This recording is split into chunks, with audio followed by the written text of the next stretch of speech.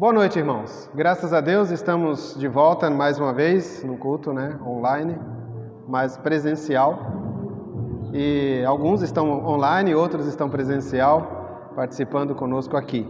Então, Deus abençoe a todos. Espero que nós voltemos o mais breve possível a todo vapor com os nossos cultos presenciais, Hoje nós estaremos meditando a palavra de Deus em um texto diferente daquele do domingo passado, mas que me pareceu muito relevante para os nossos dias, para hoje, para estarmos revigorando nossas almas. É um puxão de orelhas da parte de Jesus Cristo para todos os que querem crescer, querem se edificar. E espero que hoje nós saiamos daqui alegres, satisfeitos e abençoados pela palavra de Deus, por Jesus, pelo Espírito Santo ter trabalhado em nossos corações. Mas antes vamos orar. Vamos agradecer a Deus por esse tempo.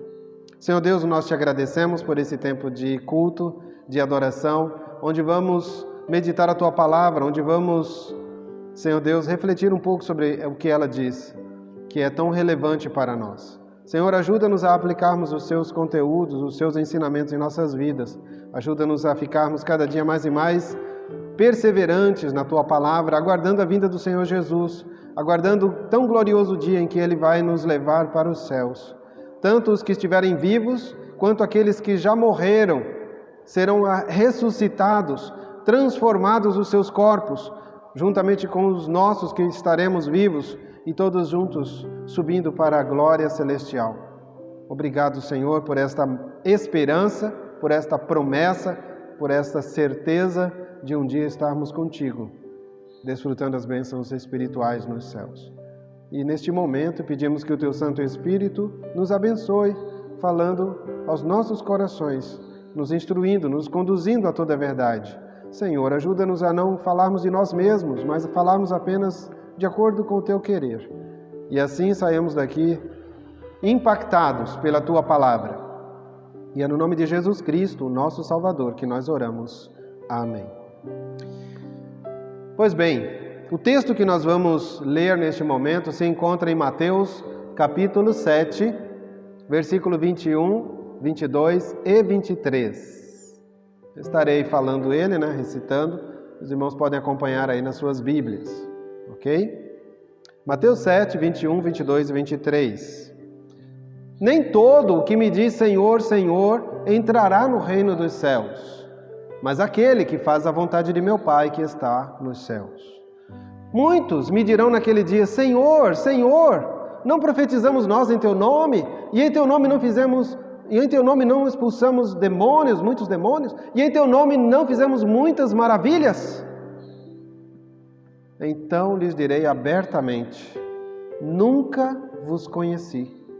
Apartai-vos de mim, vós que praticais a iniquidade. Mateus 7, 21, 22 e 23.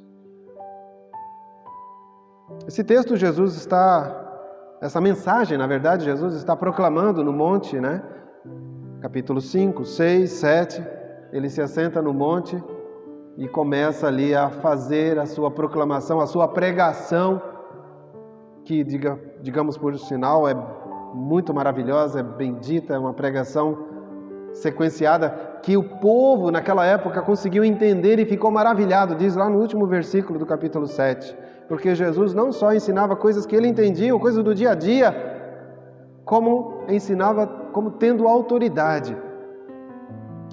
E nesse contexto aqui, Jesus, nesses versículos, são versículos que foram escritos, foram a fala de Jesus, depois de ele ter falado sobre os falsos mestres, os falsos ensinadores, os falsos profetas, aqueles que se dizem de Deus, profetas do Senhor e não são, aqueles que se dizem servos de Deus Altíssimo e não são. E ele chega nesse versículo e ele faz uma advertência, mais uma advertência. Anteriormente, nos versos anteriores, ele disse, pelos frutos os conhecereis. Os falsos mestres, os falsos crentes, os falsos ensinadores, os falsos proclamadores podem ser compreendidos, podem ser entendidos, podem ser discernidos pelos seus frutos.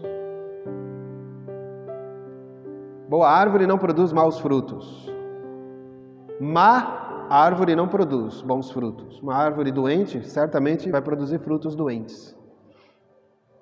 E o espinheiro não pode produzir maçã, uva, ou seja lá qual for outro fruto. Bem como a macieira não pode produzir espinhos. Né? São os mesmos espinhos do espinheiro. Então, pelos frutos os conhecereis. E agora Jesus faz uma advertência, levando os seus ouvintes a um ponto mais à frente, lá no futuro, quando todos estiverem diante do Senhor.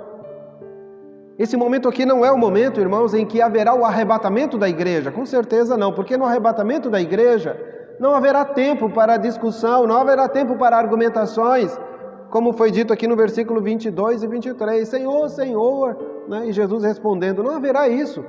Será algo muito rápido. 1 aos Tessalonicenses capítulo 4 diz, né, a partir do versículo 16, será um momento muito rápido. No abrir e fechar de olhos, as coisas vão acontecer, como um relâmpago saindo do Oriente, indo ao Ocidente, e você não vê mais. Muito rápido será o momento do arrebatamento da igreja.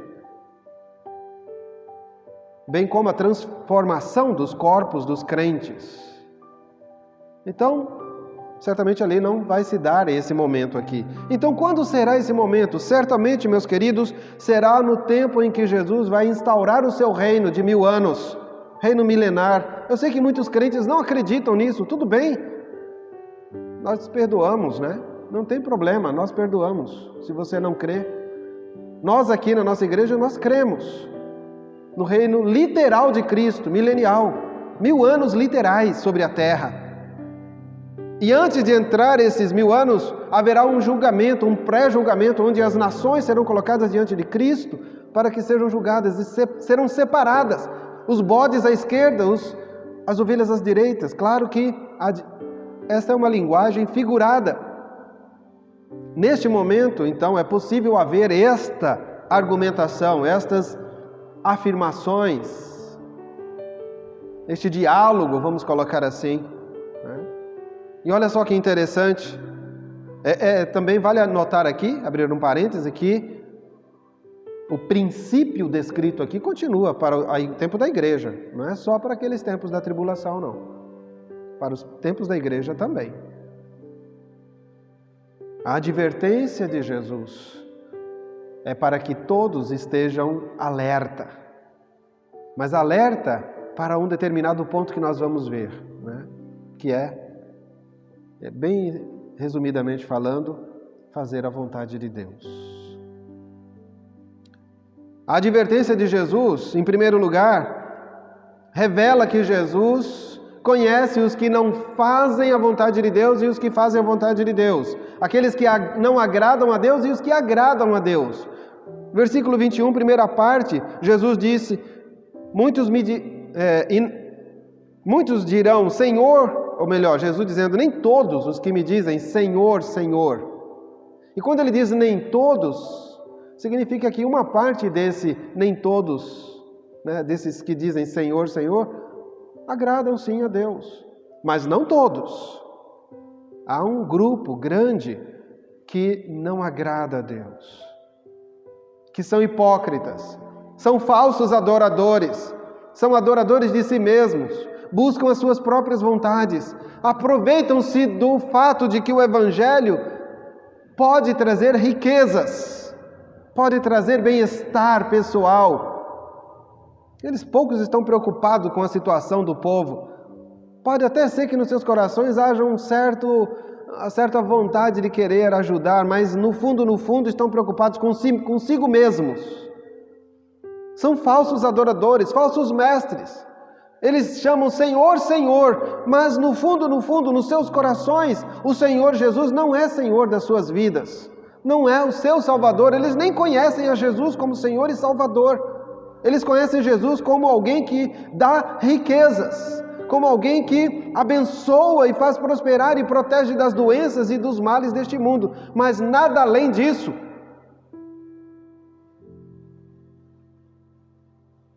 Em muitas mensagens que nós ouvimos ao longo dos anos, quase nada se fala sobre o inferno, quando Jesus falou várias vezes muitas vezes sobre o inferno. Quase nada se fala sobre condenação, sobre pecado que destrói e condena o homem a viver afastado de Deus para sempre. Mas muito se fala em vida abundante neste mundo. Não estamos aqui para julgar ninguém, eu não conheço o coração de ninguém. Estou apenas observando o texto e percebendo o que Jesus disse. Muitos me dirão, Senhor, Senhor, mas nem todos que dizem esta frase entrarão no reino dos céus. Porque existe um detalhe sobre isso. Não é só dizer Senhor, Senhor que garante a entrada no reino dos céus. Não é só dizer que crê em Deus, que crê em Jesus, eu acredito. Tem algo mais além disso. A fé precisa vir acompanhada de alguma coisa mais do que simplesmente palavras. E aí entra outra parte do versículo 21. Jesus conhece os que adoram, os que realmente são tementes a Deus. O versículo diz, mas aqueles que fazem a vontade de meu Pai que está nos céus. Então veja que aqueles que fazem são contrários aos que dizem Senhor, Senhor e não entram no reino dos céus. Por quê? Porque eles não fazem a vontade do Pai que está nos céus. Todo aquele que faz, entra. Todos aqueles que não entram no reino dos céus é porque não fazem a vontade de meu Pai. É muito simples ver o texto dessa forma. Entendermos então o que está no conteúdo do texto aqui. E Jesus disse, muitos, não são alguns, muitos. Muitos com certeza é muito mais do que 2 ou 3 pessoas. Aqueles que fazem a vontade do Pai Celeste que está nos céus, esses sim entram no reino dos céus. Mas nós sabemos que a salvação não é por obras, para que ninguém se glorie. Está lá em Efésios capítulo 2. A salvação não pode ser embasada em obras. Fazer a vontade de Deus aqui para entrar no reino dos céus, portanto, não implica em fazer boas obras. Porque senão teríamos uma contradição bíblica, né? Então, o que significa fazer a vontade de Deus? Em João capítulo 6, versículo 29, de certa medida, Jesus disse que a obra de Deus é que os homens creiam em Jesus Cristo, aquele que Deus enviou a este mundo. Então, esta é a obra de Deus, esta é a vontade de Deus. Que as pessoas creiam em Jesus Cristo de todo o seu coração, recebam-no. Isto é fazer a vontade de Deus, isto é agradar a Deus, isto é entrar em concordância com Deus, confessar o mesmo que Deus disse. Este é o meu Filho amado, em quem tenho alegria, em quem me comprazo, a Ele ouvi, deem crédito a Ele, acreditem nele, porque eu estou enviando para isso. Então quando a pessoa crê em Jesus, crê também em Deus Pai. Mas quando rejeita Jesus Cristo, significa que não é crente em Deus Pai. Então, Jesus conhece os que não agradam e os que agradam a Deus. Os que não agradam são falsos adoradores. Os que agradam são todos que praticam a vontade de Deus. Segunda coisa que nós vemos, versículo 22, a advertência de Jesus nesse tempo aqui, onde Jesus, falando aos que estavam ali na sua presença, né, ele abre os olhos de todos, proclamando as verdades que o Pai havia mandado. E aí fica revelado uma coisa muito interessante, é que muitos se aproximarão de Jesus naquele dia, portanto, o último dia, né, o dia do julgamento, lá antes do reino milenial, onde as nações serão chamadas para a prestação de contas. Muitos naquele dia, de Mateus capítulo 25, versículo 31 em diante, vão chegar para Jesus e vão querer mostrar que Jesus conhece sim a pessoa deles, mostrar que eles pertencem ao grupo de Jesus, da pessoa de Jesus, mostrando então algumas afirmações, fazendo algumas afirmações, dizendo: Senhor, Senhor! Não profetizamos nós em teu nome? Como assim nós não somos teus? Como assim nós não pertencemos ao Senhor? Nós profetizamos em teu nome. Foi o teu nome que foi o fundamento das nossas profecias. Como assim nós não te conhecemos e o Senhor não nos conhece? Porque essa é a declaração de Jesus. Como assim não podemos entrar no teu reino? Nós falamos das tuas grandezas, nós falamos de coisas que não tinham acontecido ainda, né? Porque profecia tanto pode ser falar de coisas que ainda não aconteceram, como pode ser a simples pregação do Evangelho, se é que a gente pode chamar de simples. Isso é profetizar, é proclamar as palavras de Deus. Nós falamos, nós profetizamos em teu nome. Claro que aqui a ênfase é falar coisas que ainda não haviam acontecido. Mas eles não param aqui. Eles dizem: em teu nome nós expulsamos muitos demônios. Os espíritos imundos se sujeitavam à nossa fala. Quando nós falávamos em teu nome, expulsando os demônios, eles obedeciam. Portanto, isso é uma prova de que nós somos teus. Pertencemos a ti. Como assim não podemos entrar no reino dos céus? A advertência de Jesus é muito clara, irmãos. E ele diz novamente no versículo 22, muitos me dirão. Não são poucos. Nós profetizamos, nós expulsamos demônios. Nós fizemos em teu nome muitas maravilhas. Coisas esplendorosas, coisas que eram fora do natural.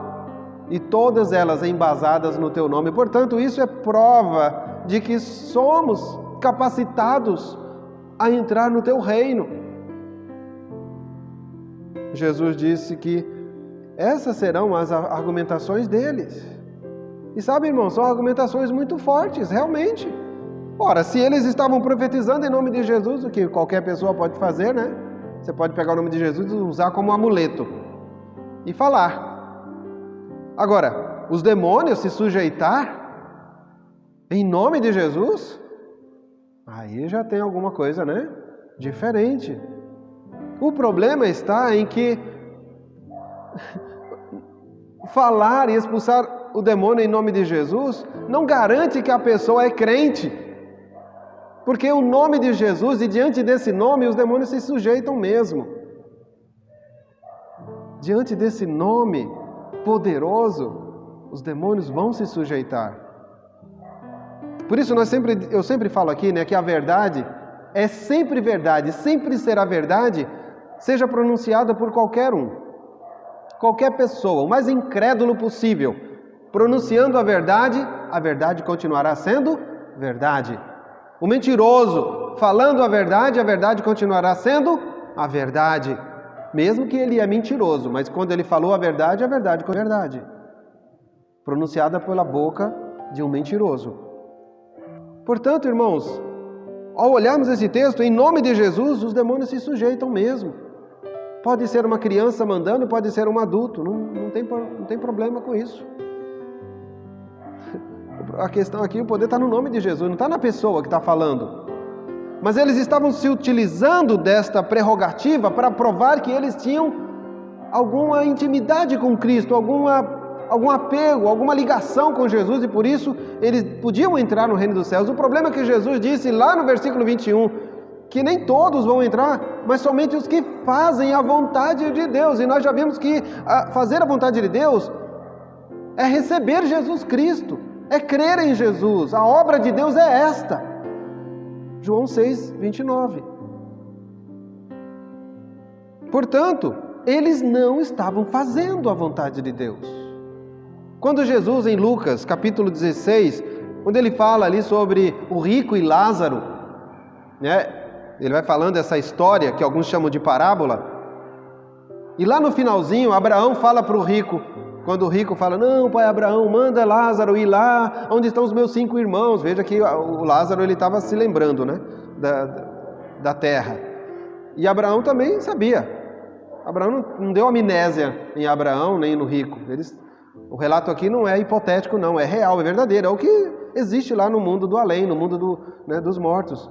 O corpo está lá sepultado, mas a alma deles está em algum desses dois lugares.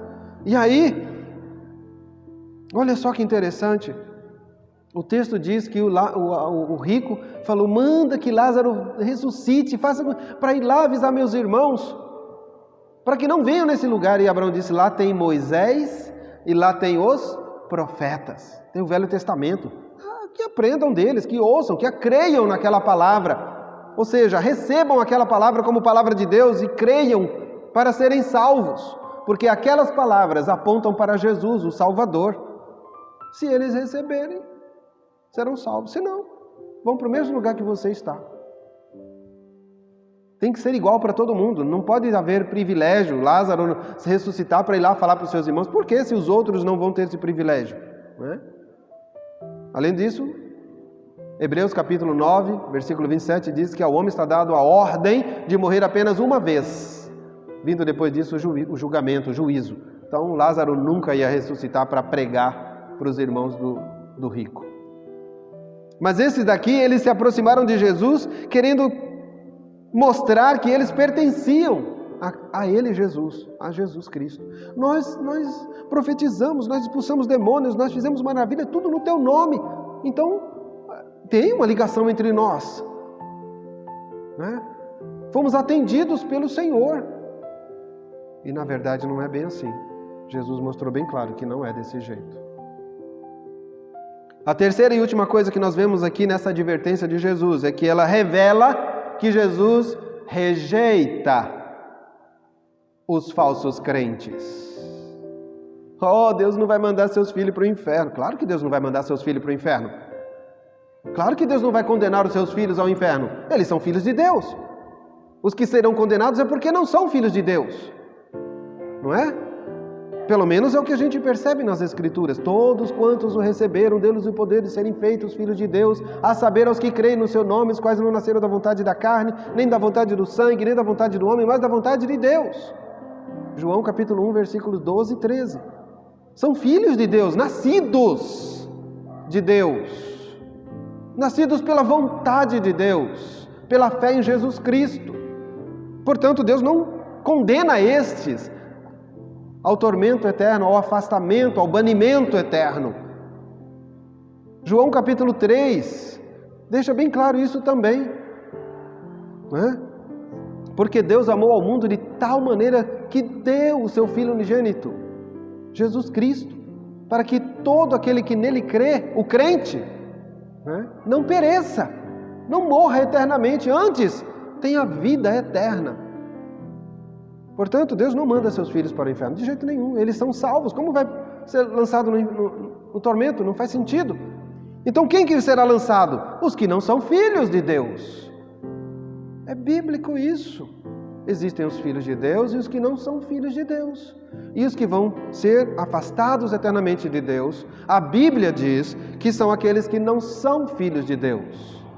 São apenas criaturas rebeldes, que rejeitam Jesus Cristo e dão prova disso, não obedecendo a palavra de Cristo, não fazendo a vontade do Pai. Portanto, nós estamos diante do texto que Jesus rejeita os falsos crentes, aqueles que dizem que são Senhor, Senhor, Tu és o nosso Senhor, mas na verdade não é. Não tem nada de Senhor. São falsos, são hipócritas. E aí a primeira declaração no versículo 23 para mim é muito forte e ela corrobora o ensinamento da eleição, que muitos desprezam e rejeitam. Disse Jesus, lhes direi, então lhes direi abertamente, sem nenhum rodeio, sem nenhuma restrição, de maneira bem clara e objetiva, nunca vos conheci. O que significa nunca vos conheci? Será que Jesus teve alguma amnésia? Se esqueceu de um povo sobre a terra na qual ele não sabia que existia? É isso que Jesus está tentando dizer? Eu nunca vos conheci? Não sei quem vocês são. Sabe que vocês... Quem são vocês? Não, gente, Jesus não teve amnésia, Jesus não teve problema de memória.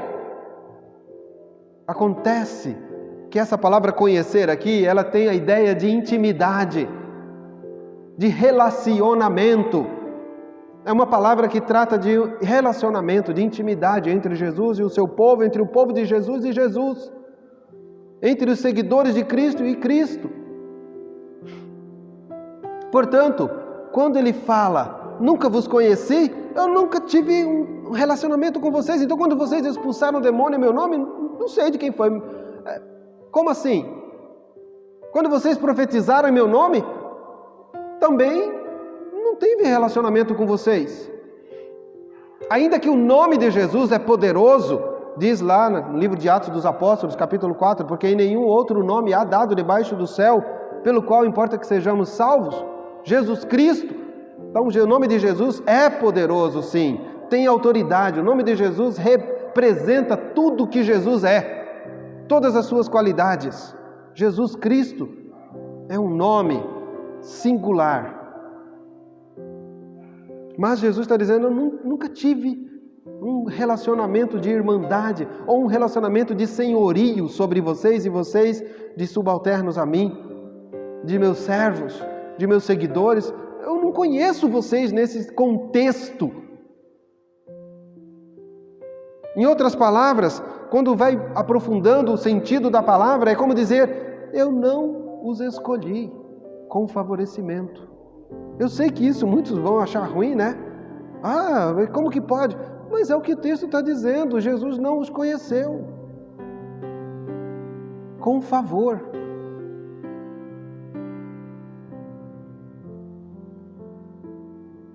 E a última parte do versículo diz, apartai-vos de mim.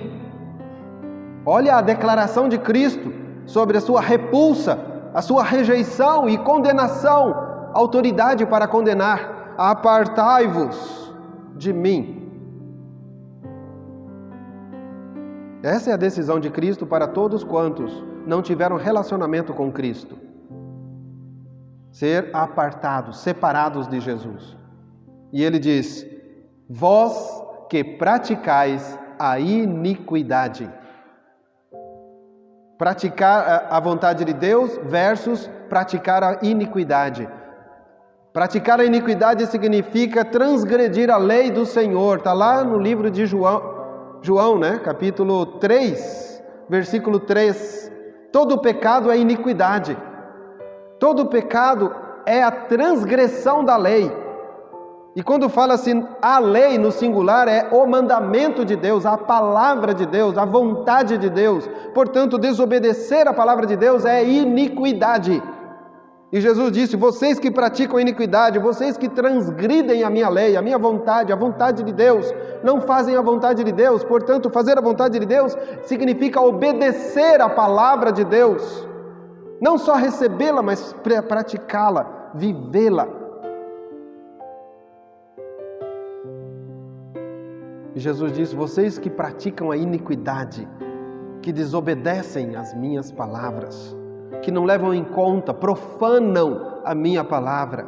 Portanto, é o mesmo que Jesus dizer, vocês que profetizam meu nome, expulsam demônios em meu nome, fazem muitos sinais e maravilhas, ou melhor, fizeram, né? E eu não os conheci, vocês nunca praticaram a vontade de Deus, e sim a iniquidade, a transgressão da palavra de Deus. Isso é sério, meus irmãos. Isso é sério. Significa que este povo nunca creu em Jesus Cristo como único e suficiente Salvador de verdade. Estavam se enganando, enganando a muitos. E agora serão frustrados, serão envergonhados, ficarão frustrados tremendamente, porque achavam que estavam fazendo a vontade de Deus e não estavam. Esta é a advertência de Jesus. Podemos resumir e concluir exatamente aqui. Jesus estava falando para todos aqueles que estavam à sua frente. É imprescindível crer em mim e praticar a palavra de Deus, dando testemunho dessa fé genuína. Como que nós estamos vivendo? Será que nós estamos profanando a palavra de Deus? Será que nós estamos levando a sério a palavra de Deus? Estamos amando ao próximo como a nós mesmos, porque Jesus mandou fazer isso, amar até o inimigo. Você tem inimigos? Quais são? Já enumerou um a um quais são? Jesus manda amá-los, orar por eles. Jesus manda fazer o bem aos que estão à sua volta. Jesus manda colocar brasas vivas sobre a cabeça do seu inimigo, dando-lhe água quando ele tiver sede, dando-lhe pão quando ele tiver fome. Já pensou? Jesus manda que os crentes se unam em torno do nome de Jesus. Estamos fazendo isso ou estamos criando critérios, razões para nos mantermos afastados uns dos outros? Jesus diz que devemos, a palavra de Deus diz que devemos valorizar a sua santa palavra, meditando nela de dia e de noite. Estamos fazendo isso? Ou estamos valorizando os bens materiais deste mundo em prejuízo dos bens espirituais? Sabe, a advertência de Jesus é muito importante para nós, porque ela nos ajuda a refletirmos como que anda a nossa fé. Aí você vai dizer, não pastor, eu já creio, eu estou salvo para sempre. É mesmo? Tem certeza? Você não está se enganando como esses aqui estavam se enganando? É algo para abrir os olhos e refletir, faça uma autorreflexão. A que ponto você crê em Jesus? Ao ponto de se tornar indiferente com os cultos? Com a comunhão da igreja? Com a participação da ceia do Senhor? A que ponto você realmente crê em Jesus? Qual é o nível da tua fé? Qual é a profundidade dela? Que peso ela tem? Ou será que você está se enganando a si mesmo? Sabe, Jesus estava falando para advertir, para chamar a atenção, para que nós, todo instante e toda hora, não que a gente fique duvidoso, não é isso, não devemos duvidar da fé, mas que avaliemos se há alguma coisa que podemos melhorar nesta comunhão, nesta prática da santificação de vida. Nesse praticar a vontade de Deus, nesse ato de praticar a vontade de Deus, né? Há sempre o que melhorar, há sempre o que aperfeiçoar. Então vamos fazer isso. E se porventura ao refletir na sua fé você perceber que tem uma fé falsa, uma fé fraca, uma fé deficiente, porque creu na Bíblia de maneira errada, converta-se ao Senhor. Essa é a nossa orientação para aqueles que ainda não têm Jesus Cristo. Jesus chama a atenção, dizendo, somente os que fazem a vontade de Deus Pai é que vão entrar no reino dos céus. Como está a sua vida? Avalie isso. Ele já advertiu aqui. E assim, fiquemos com estas palavras e que Deus aumente em nossos corações os seus ensinamentos e nos ajude na caminhada cristã a sermos cada vez mais firmes na presença dEle, até a volta dEle. Né? Que Deus nos abençoe. Senhor nosso Deus, nós te agradecemos por esse momento, pela Tua palavra. Te agradecemos, Senhor, porque ela nos abençoa, nos ajuda a ficarmos de olhos abertos, até mesmo para não permitirmos que o nosso coração enganoso nos iluda, achando que nós já alcançamos 100% da vida espiritual, quando na verdade há muito o que crescer. Ou quem sabe, muitos que estão aqui, muitos que estão nos ouvindo, achando que são crentes e na verdade não são. São apenas simpatizantes, são apenas pessoas que gostam da palavra, gostam do meio evangélico, mas que ainda não se converteram verdadeiramente a Cristo. Ajude-os, Senhor. Ilumine-os, guie-os a toda a verdade para que se convertam a Jesus Cristo enquanto estão vivos. E assim, Senhor, participem conosco desta Tua salvação, louvando e bendizendo o Teu santo nome, tendo certeza de um dia entrarmos nos céus por fazermos a Tua vontade. Ó Deus, obrigado por esse texto. Continua nos abençoando, dando-nos uma semana abençoada na Tua presença, Pai. E é no nome de Jesus Cristo, nosso Salvador, que oramos. Amém. Deus abençoe a todos. Nosso culto está encerrado em nome de Jesus.